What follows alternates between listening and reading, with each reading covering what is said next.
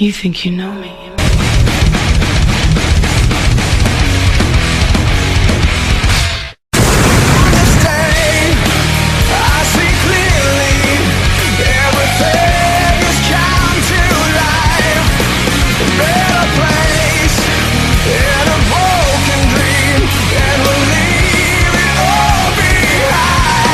You are listening to the Buffalo Wins podcast here on BuffaloWins.com.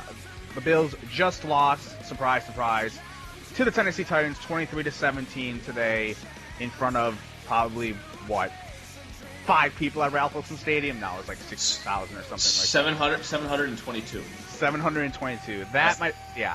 It was not a good crowd. But I'm Joe, of course, from BuffaloWins.com, and with me is the Skiz from Dear God, Why Us? Skiz, what is going on today in the Dirty Jers? It's I'm watching the Giants right now. I'd love to see them. I like the Packers, but I'd love to see them beat the Giants beat the Packers right now. But, yeah.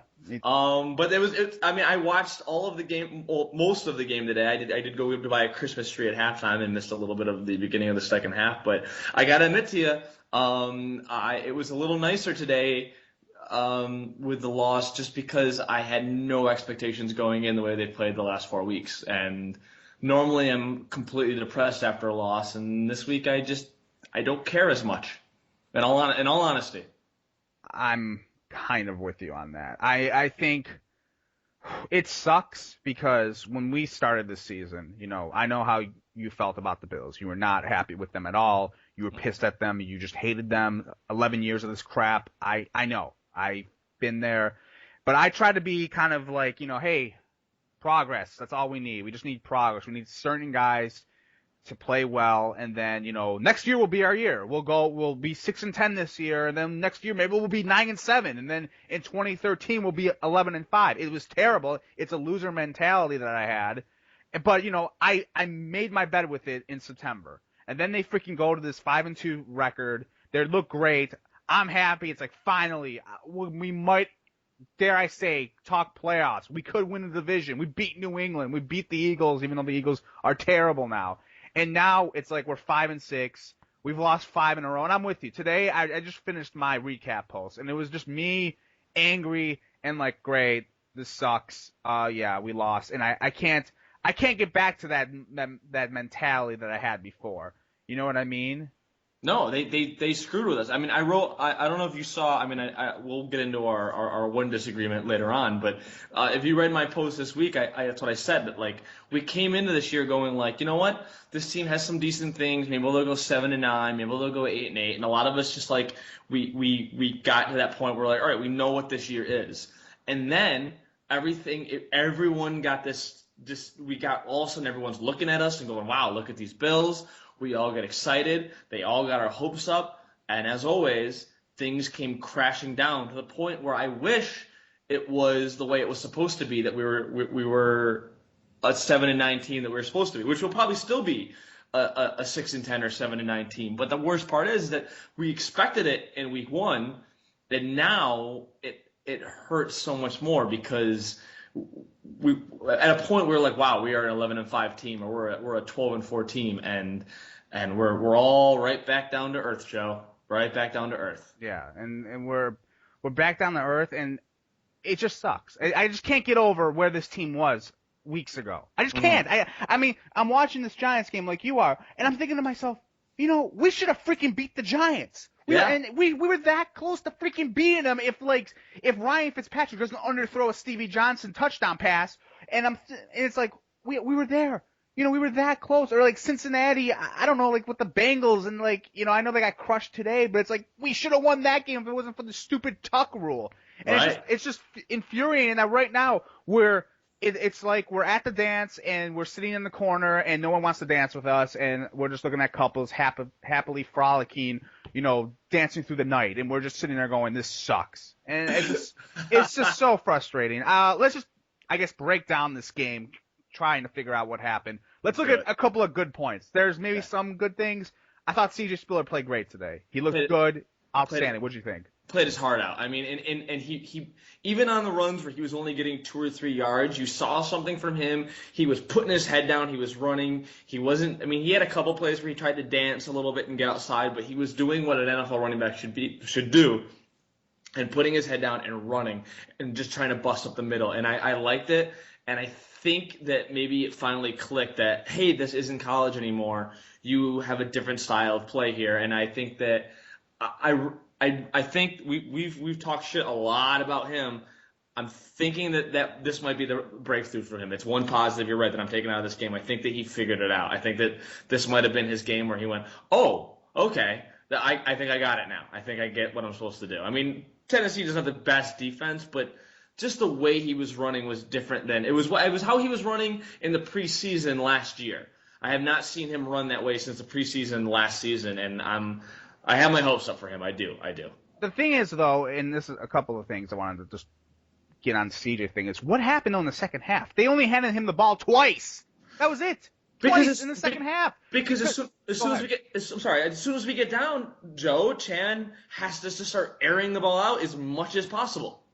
Yeah, I don't get that, and especially when you consider that you look at our wide receiving core. We have some guy named Cossin, I think his name is. I don't know what his name is anymore. Yeah, Ruvel Martin, yeah, we got Ruvel Martin. We got to throw in there. It's like, dude, you had it to where you had McIntyre in there. He was playing fullback. You had 3 wide receivers. That's it.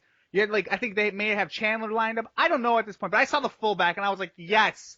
The fullback, he exists. We have one. I know he's good because I've heard about him. I remember I used to read stories about it besides the, thing he did in Florida, or his twin brother, never mind. But he can block people. And Yes. that's what I saw. And it was like, and the one drive in the first half where they're pounding it down the Titans' throats. Spiller looks good. He's averaging 7 yards a carry. Then they get inside the 10, and it's like, you're right. They're like, nah, let's put out the 4 or 5 wide receivers because Ruvel Martin is going to be key, or Craig Buster Douglas. I don't even know who we have anymore from our 3 through 5 wide receivers. And then they do that, and it's like, what are you doing? Just pound it in. I'm not trying to be like your standard typical dumb Buffalonian who's like, they need tough guys, and we need snow, and it needs to be blue collar. It's the wind and get all nostalgic, but come on, it was working, and then all of a sudden you get all cutesy, and it doesn't make sense sometimes. You just said Craig Buster Douglas, by the way, is the guy that beat Tyson for the heavyweight title. Douglas, I don't care. And he's not on the team anymore. Oh, whatever. I don't even know who we have anymore. And today I saw some guy named Dotson on our defensive line. I was like, who the hell's Dotson? Oh, good stuff. No, I don't. I mean, even to start choice decent in the first half. I mean, you're right. It's been the battle, but it happened earlier in the season. It happened in the Giants game when I remember being with the Yachtsmen and the apologists from the Deej, and we were sitting there in the second half, and Fred Jackson ran all over the Giants in the first half, and in the second half barely touched the ball, and we're sitting there going, why are we not giving this guy who's putting up MVP type numbers? Why are we not giving him the ball more? And it's the same thing. Spiller has an amazing first half. Second half, hey, let's not give him the ball at all. We're down 10 points, so it's like if we go down by 3, here it is. This is my theory with Changele. When you're add 14 points to whatever you're down by, and that's what's in his mind. So if we're down by 3, he feels as if we're down by 17. If we're down by 10, he feels as if we're down by 24, and he starts just airing it out. And I kind of feel bad for Fitzpatrick in a way because he's just got to throw every single down, and the defense is figuring out the reads because they're not mixing it up at all. It's like, we know that you're going to pass, so they adjust. It's what happens. It's simple. Yeah, that's it. That's my right. And he just gets too cute, and he tries to overthink himself. Right. We have numerous failures on screenplays. Numerous failures on screenplays. Yeah, that too. And just, they get too cute. They try to overthink themselves. Just do basic stuff. Look at your personnel, okay? You don't have the same wide receiving corps you had at the start of the season, okay? I know it worked at the start, but people have caught up to it. It's in December in Buffalo. Start running the football more. Try to slow down this game, Right. But yeah, that was stupid. My, well, Go ahead. I was gonna say one more point because the Skizette just walked out to get tip money for our dinner we just ordered. But and her coming out reminded me that like one of my gauges for like how the Bills are screwing up is when the girlfriend is she's a football fan. She's a Giants fan. She's a Bills fan. She watched football. She's a Penn State fan. She knows football, but like she's not a huge. She doesn't know the in and outs of the game like you and I do. You know what I mean? And so, but when she's watching a game and she'll sit there and like be watching it and she'll go, I don't understand why they're not running the football. Like when she says that, that's like I know immediately like they're really screwing up. When she can sit there as like a casual fan and go, I don't understand why they're not running the football. That's a huge warning sign to me. That she can point out that they're not doing something that they obviously should be doing. So, anyways, I had to make that point. No, exactly, and I think it goes back to Chan. Chan has been the one guy, through this losing streak, and it's been ugly. He has not gotten that much criticism from people, from fans, media alike. It's been mostly, let's talk about the Stevie Johnson drop. Let's talk about the way that the defense. George Edwards is terrible. There are a couple, but there have been a couple instances where it's like, dude, stop playing with this 4 or 5 wide receiver set. Start running the freaking football more, and just, you're turning out to be like Kevin Gilbride at times when he, we had him in the, from 2003 when we could run the football, but he was like, no, we're gonna pass. Yes. Just get back to basics. That's, but Gailey definitely needs to like start doing that. But again, when you look at the personnel at times, it's just like, it's all a mess really with them. Like the personnel's not there on offense sometimes with these wide receivers. And I don't want to crap too much on Gailey, but he needs to get some of this, not just the players not good enough, because sometimes you have to make what you have, whether they're bad pieces or not. You got to try to make that puzzle work, Right. But I want to get to Fitzpatrick. A lot of talk on Twitter, about him today. I like Fitz. At times I kind of think maybe I'm just liking Fitzpatrick because it's been so long since we've had a decent quarterback or anything remotely positive that we can hang our hats on as Bills fans. And maybe I'm just, the one analogy I used was like being a person in their mid 40s and you're single and you're just looking for anyone to settle down with. And You're just like, this is someone that's not too bad. I don't love him, but you know what? It's better than dying alone. So let's just, I love Fitzpatrick. I love it.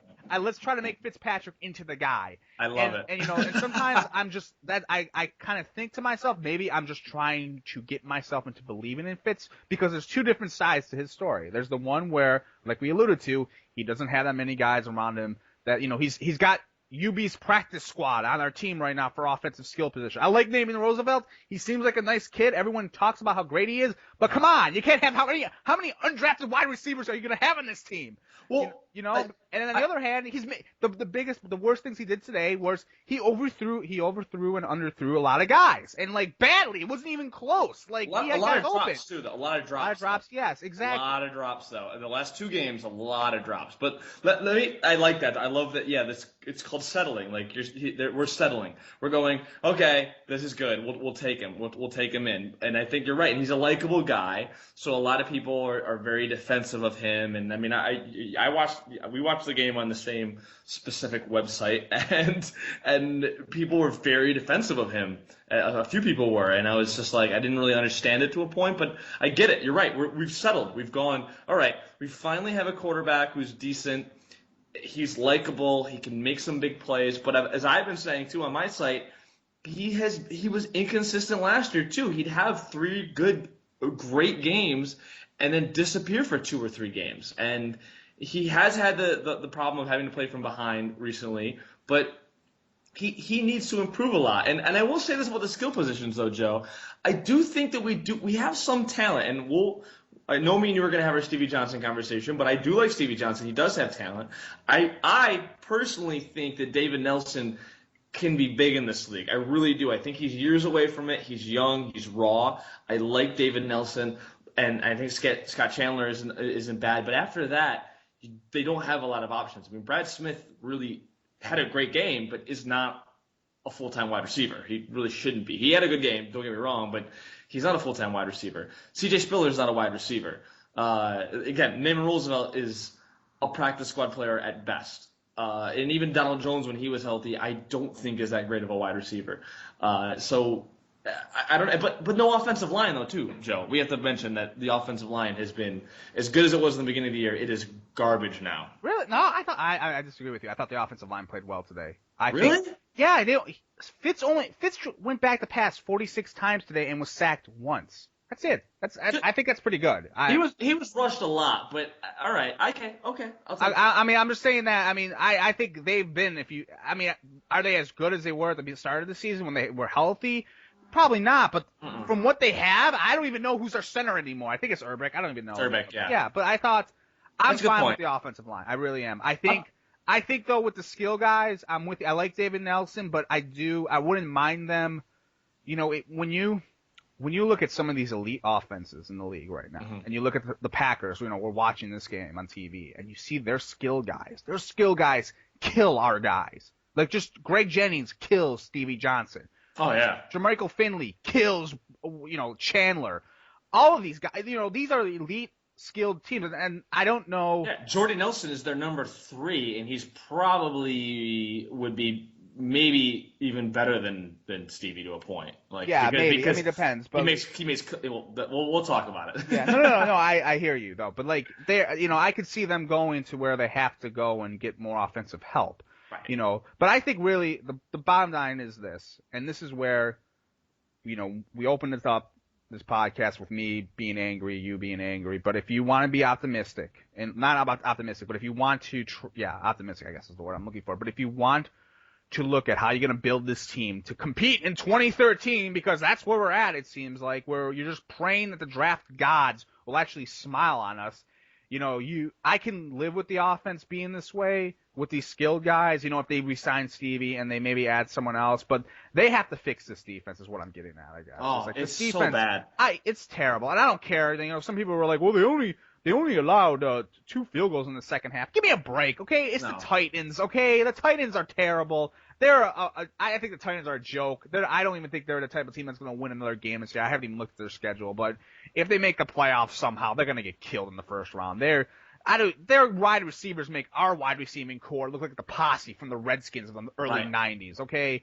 And Matt Hasselbeck, you know, screw him and his whole family, okay? I'd rather have Elizabeth Hasselbeck out there at this point, you know. There are 6 guys on that defense that you keep, and I think you can get rid of everybody else. In my opinion, you build around Kyle Williams and who's hurt obviously, and Darius. You get rid of the entire linebacking core. I know that Arthur Moat.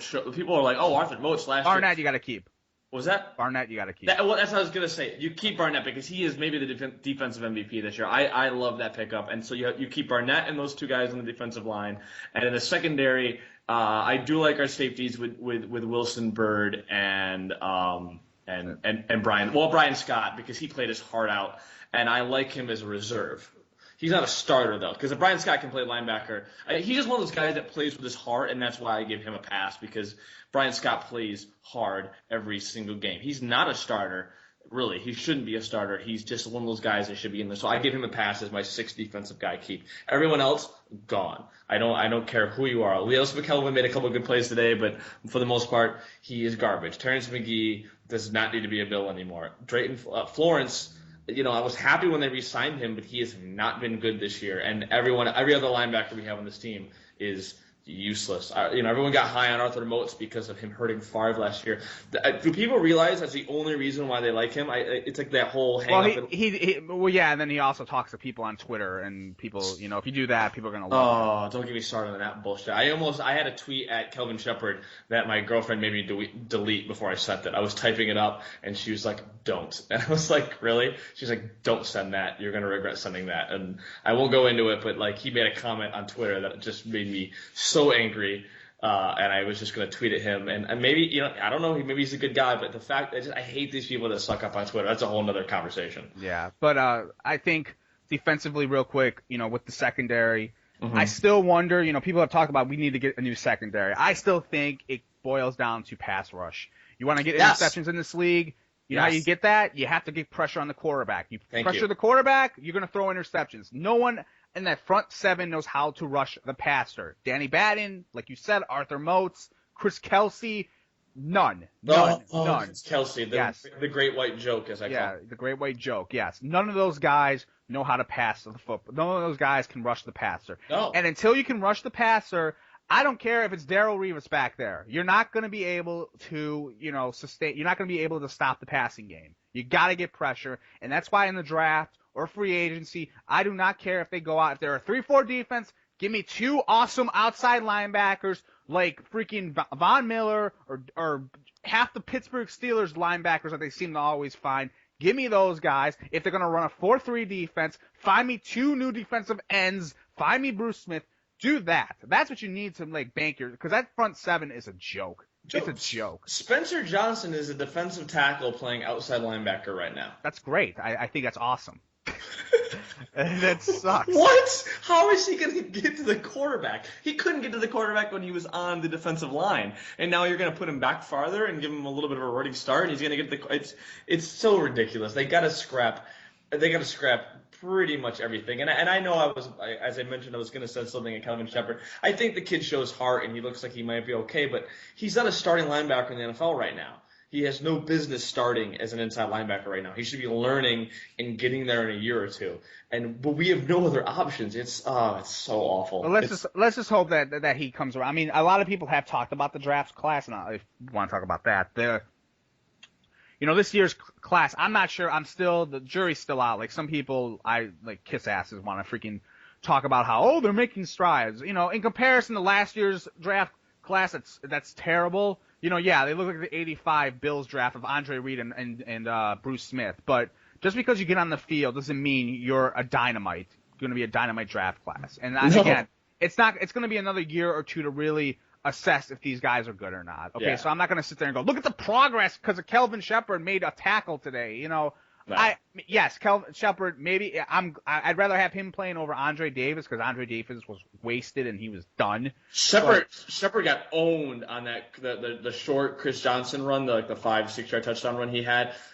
I don't know if you saw that. Shepard got owned on that play. I forget who it was who blocked him, but he got pushed so far back.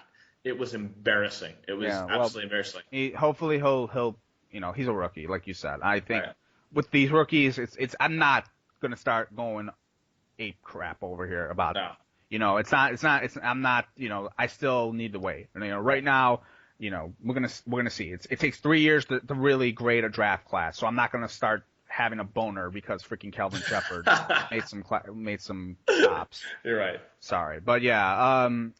Giants just scored the 2-point conversion, by the way. Yeah, I saw that. This is ridiculous. Okay. No one cares because by the time they listen to this game's going to be over. It's a good point. You're right. You're right. Sorry, I always forget that when I'm doing the podcast. It's all right. It's all right. So, I guess what we can talk about. You weren't here last week because I would have killed you anyway. But are you turning around with Stevie now, or what's going on with you? Well, because you hated Stevie Johnson, I did. and I like Stevie Johnson, and I hate old people who can't understand. Look, this ain't the '60s anymore, where it's like hand the ball off and all that crap that everyone in Buffalo seems to love to talk about because we're blue collar, and I guess blue collar means you're tough and you drink beer and you don't say anything. And you want to beat up people, okay? Let me clarify.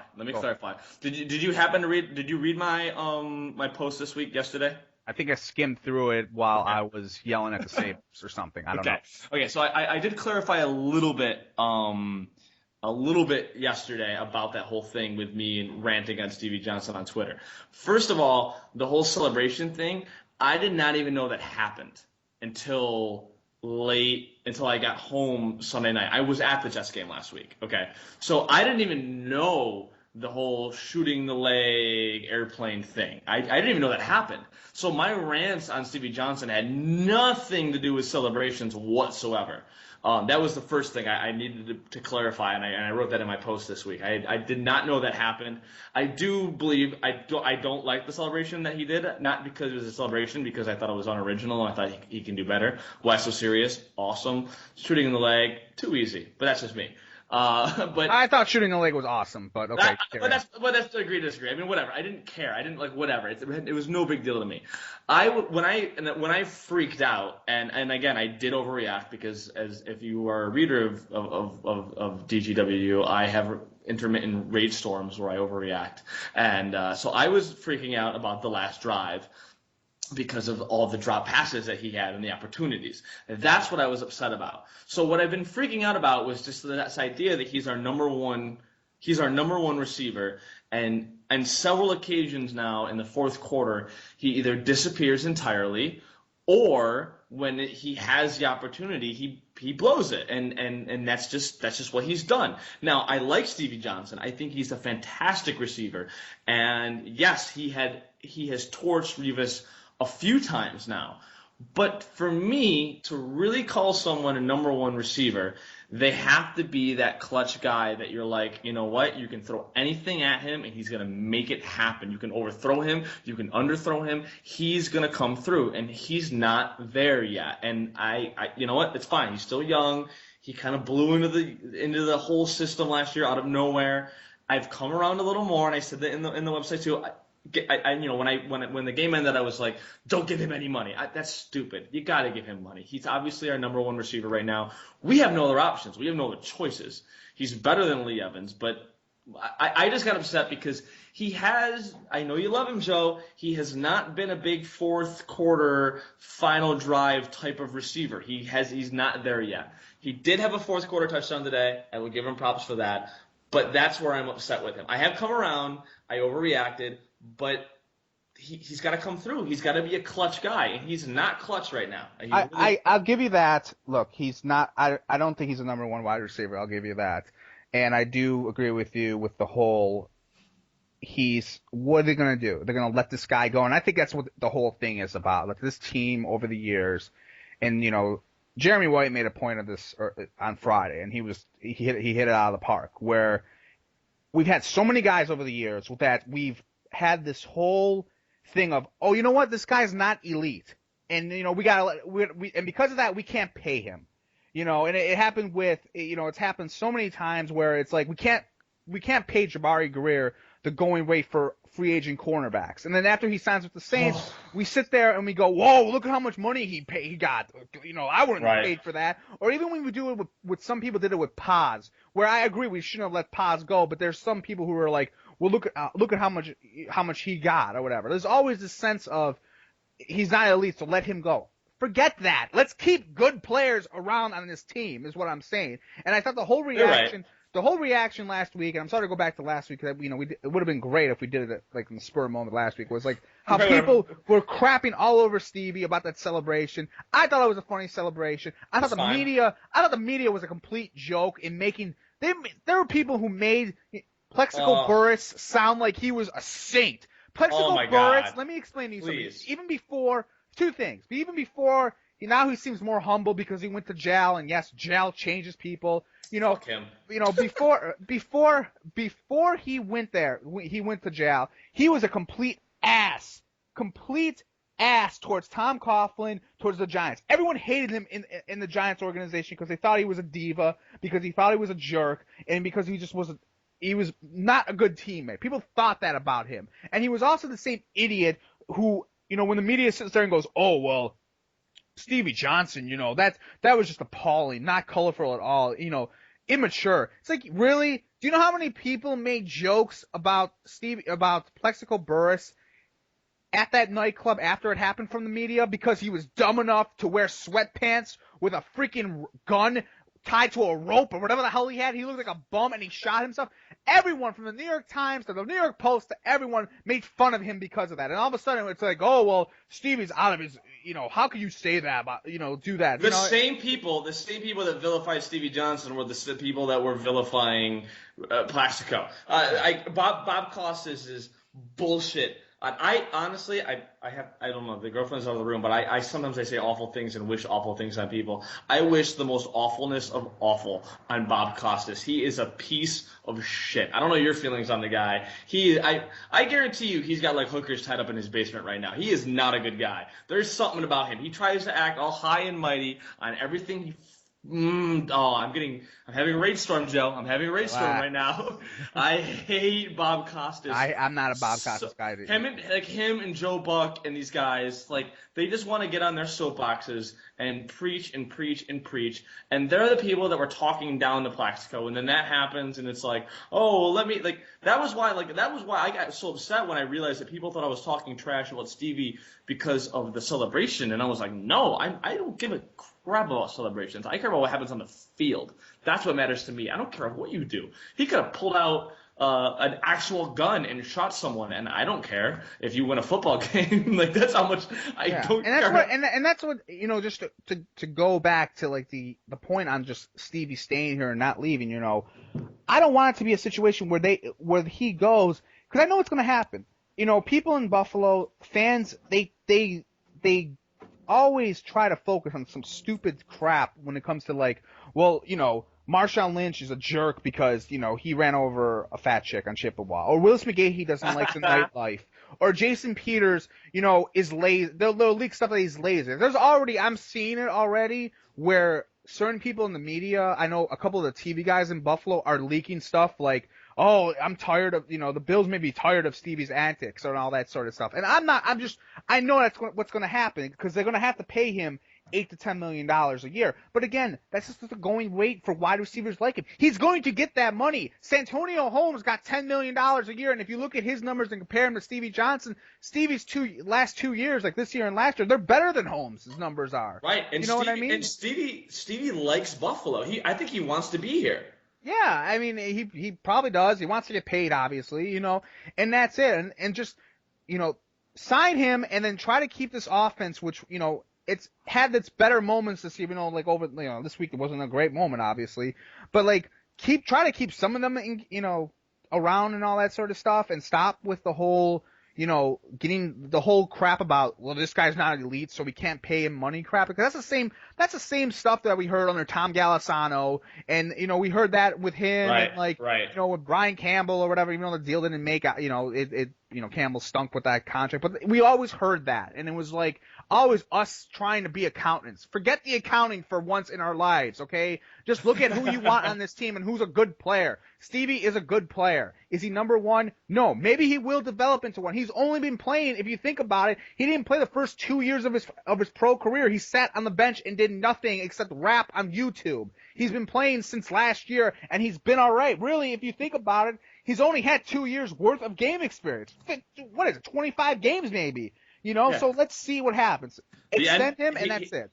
He started playing the end of not last season. Obviously, he had a good season. The end of the year before, he came out near the end and started showing up, and people started to take notice. And you're right. Listen. Joe. I think that actually some of the skill players, Fitzpatrick, Johnson, and Fred Jackson, I think is a good core that you can. I really think you can build around them, and I've said again, I think David Nelson has potential, and I like Scott Chandler. I think this team has potential if you focus on those guys. And I know, again, I am the first person. I tweeted, don't give Stevie Johnson any money. That was me being angry after a loss, after he dropped those catches. But we don't have another option. We have to sign him. He's good. Exactly. If he makes those clutch catches and can do that, he did come through in the fourth quarter today. He made a big catch in the end zone. I mean, that last drive had nothing to do with him at all, really. I had some people on Twitter were like, "Oh, he stopped running the route on one of those last plays." Come on, like there was nobody open. Like that was impossible to make happen. Like you're right. We need to re-sign Stevie Johnson. Yeah, and everyone has said, like some people have said, like people who cover him, even the high old moral people, who, we have to throw the football to the ref thing, have said, like, he's a nice kid. This isn't like a T.O. situation where T.O.'s just a jerk off. You know what I mean? He's a nice kid. He's going to learn. And, you sign up, because if you don't, here's what's going to happen. Day one of the draft, Thursday night, whenever the hell the draft is next year, guess what they're going to do? They're going to draft a freaking wide receiver, and we're going to have Danny Batten and Sean Merriman and Tequila as our outside linebackers, okay? Stop. Okay, just stop. Sign him, then you can concentrate on the defense. That defense is still, people are going to still talk about, I know people will talk about Fitz, they'll talk about Stevie. People are ignoring the defense because the defense has been so bad for so long. That is the main thing.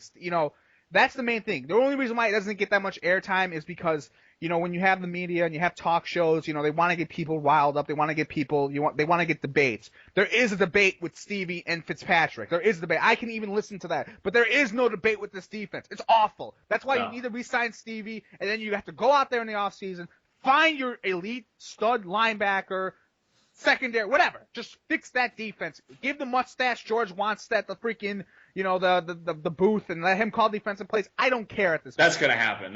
This defense is abysmal. It's a joke. I don't care even if they let up 16 points today against the freaking Titans, they're still terrible.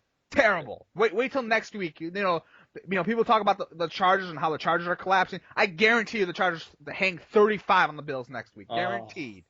Guaranteed they do that. Well, Phillip Rivers is my fantasy quarterback, but I have a first-round bye next week, so I don't care if they shut down Phillip. I don't really give a shit with that as far as I'm concerned. But you're completely right, Joe. I can't disagree with you more. I can't agree with you more. The defense is just abysmal. It's awful. They got to figure out something to get this thing going. They got to scrap it and build around the few guys that are working hard and playing hard. And here's the thing with skill players too, Joe. Like skill play. And I got into an argument with a friend about this, but if you look at a lot of the skill players that are playing real well right now, skill players as far as drafting high, with the exception of a quarterback real high, like an Andrew Luck, maybe, or in the past, like a Peyton Manning, skill players can come from anywhere in the draft or undrafted. Look, Stevie Johnson is a 7th round draft pick. Fred Jackson was undrafted. David Nelson was undrafted. Scott Chandler came off of the waiver wire. You can find skill position players anywhere. You very rarely get the chance to just come across a good defender randomly. The last time the Bills did it was Jabari Greer, and of course we let him walk. So you were talking about him earlier. Don't get me started. Jabari Greer is one of my favorite Bills in the past 10 years. I loved Jabari Greer to a point that I had a T-shirt made about Jabari Greer. That's another story. But I love the guy. And they let him walk. And exactly. Like, that's just – I'm with you 100%. But I just want to mention that real quick about the whole offensive the skill position players will come. And we have them focus on the defense. Did you just beep the horn because you were so pissed off about Jabari Greer right there? What was that? That's actually the guy delivering sushi right now to my apartment. Okay. Oh, okay. I thought it was like a horn. Like, all right, I get the point. You like Jabari Greer. Congratulations. All right. No, that was the buzzer to my apartment. I apologize. Lovely, dude. Lovely, bro. Lovely. So, yeah. But look, we'll fix the defense. I think, I'm going to ask you the final question, okay? We ranted. I feel a little bit better about myself after talking to you. Sometimes, you're sitting there on Twitter and you're just angry and pissed off like I am. I feel a little bit better just venting about this team. Is there any way in your head that this season, because the playoffs are done, that you can get to a good place with this team for this season? I'm already there. I'm already at a good place. You're at a good place? What? You were angry. What happened to you? You get on the Skype with me, and all of a sudden you lose who you are, which is the Skids, an angry freaking tyrant. No, I'm at a okay. Maybe I'm not at a good place. Let me put it this way: I'm in a good place as far as like I'm just like I've accepted what's happened, so that's where I'm in a good place. But where you could say like I'm excited for next year. How about that? No, I'm not. No, I'm not. This is what I think. For me to be at a good place, I want to see certain members of the team. They got to start. I feel like they give up too easily, so I need to see them start playing harder. I want to see George Edwards gone. Just give it to Wannstedt. That's why he's there. They're just waiting anyways. They should have just made him the starter this year anyways. But I don't know. I wanted to see them keep working. Stevie Johnson has looked good 2 weeks in a row. I want to see him make clutch catches. I want to see the star players step up. I want to see C.J. Spiller keep playing like he did today. And I want to see maybe some young guys on the defense do some things. Marcel Darius played his heart out today. When the Bills are struggling like this, I tend to start focusing on certain players because I don't give a shit anymore because they're bad. And I was really watching him on the defensive line. And, man, that kid's got a motor. I mean, he did not give up on any single play, Joe. I go back and look on any play. I'm telling you, he just works every single play. So for me to be happy, I just want to see those few bright spots. I never expected this team to be better than 6-10 this year. And we're, 5-7 right now? Mhm. We'll win one more. We might win two more. We might split. I think that we might beat the Dolphins. I think we might shut them down I don't because know. Miami scares me now. I don't know what the hell happened. They're playing for the sunglasses guy now. I So know, I know, but I don't know. We might I beat mean, them.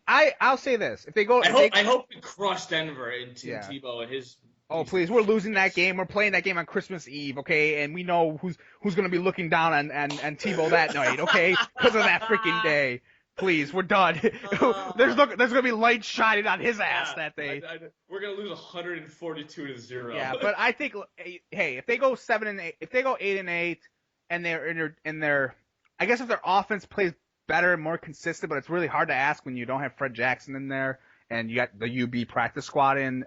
I'll feel better about next year, but it just stinks, like we said in the open, that they went from 5-2. I wish the 5-2 start in a way didn't happen like that. I wish it was one of those where maybe the Bills lose to the Eagles, or maybe they beat, and they lose to the Raiders, and then they get a couple of wins here and there, and it's more spread out instead of 5 straight losses. Right. It's like last year where they were 0-8, then they finished 4-4. It's like reversal of fortunes all of a sudden. It's awful. Yeah. You're right. But hey, on a good news show, I'm gonna go way off topic on you right now, buddy. What do you want? Where we go? The NBA is back, my friend. The NBA is back, yes. And we know that we are big NBA fans. Unlike Buffalo hates us for it, but we are big NBA fans. Yeah, and I'm sure everyone, when they heard the word NBA, just clicked off the podcast. I don't give a shit, man. Come on. I forgot. Are you a Knicks fan?